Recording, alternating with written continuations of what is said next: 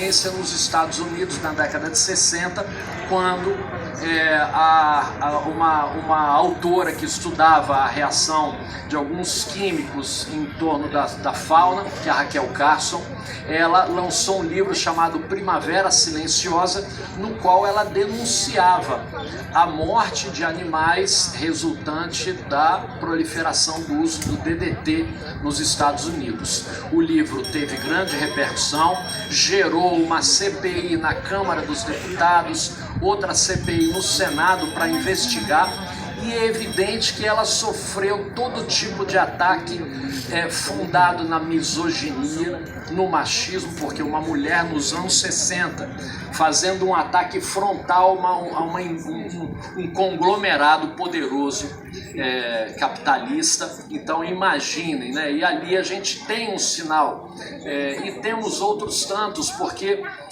quando a gente fala das políticas ambientais, a gente está sempre lidando com a perspectiva de ordenar o uso dos recursos ambientais de forma que eles se perpetuem para outras gerações. É um olhar de empatia com futuras gerações, com os nossos filhos, os nossos netos. É o olhar de cuidado, né, para administrar. A gente precisa administrar o que a gente tem de acesso para a nossa alimentação, para a nossa vestimenta, para o desenvolvimento, enfim, para uma série de questões. Todas as nossas necessidades a gente produz a partir da retirada de insumos da natureza. Então, as políticas ambientais são políticas que visam estabelecer sistemas de gestão através dos quais a gente consiga manter a qualidade de vida e o equilíbrio ecológico. É, portanto, o olhar do cuidado. É exatamente a cultura que o feminino cultiva por toda a história da humanidade.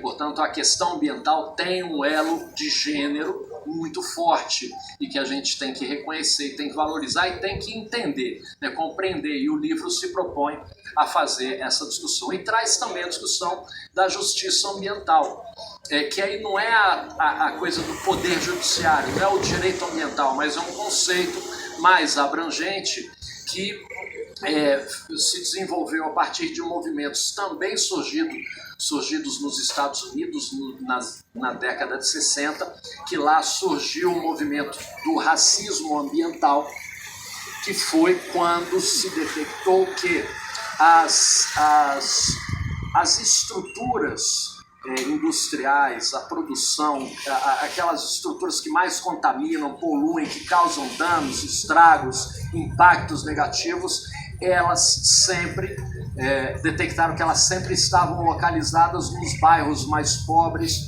onde estavam as populações negras, as populações latinas. Então perceberam aí um conteúdo racial na estruturação geográfica e territorial da localização das áreas mais degradadas. Então o racismo ambiental ele fez essa identificação e passou a trabalhar exatamente a perspectiva de se construir uma outra lógica para caminhar na direção da justiça ambiental. E aí a justiça ambiental amplia um pouco esse campo de visão, identificando que as populações mais vulneráveis, as que têm menos acesso à infraestrutura, serviços, a políticas públicas, são exatamente as mais afetadas pelas grandes tragédias ambientais. Porque as tragédias ambientais, de fato, atingem todos nós, né? Não há uma segmentação. Então, é evidente, todos somos atingidos, mas o grau que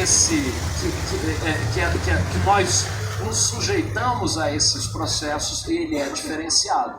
Então as populações mais vulneráveis estão mais sujeitas às tragédias. Quando a gente fala da tragédia da região serrana, né, há pouco mais de 10 anos atrás, mais de 1.000 pessoas morreram, as mais vulneráveis perderam mais do que as mais abastadas. Quando a gente fala da tragédia em Niterói com o Morro do Bumba, foram as populações mais pobres que foram levadas a morar com um investimento público em cima de um aterro sanitário. De um aterro sanitário não, de um lixão que depois desmoronou com uma grande chuva.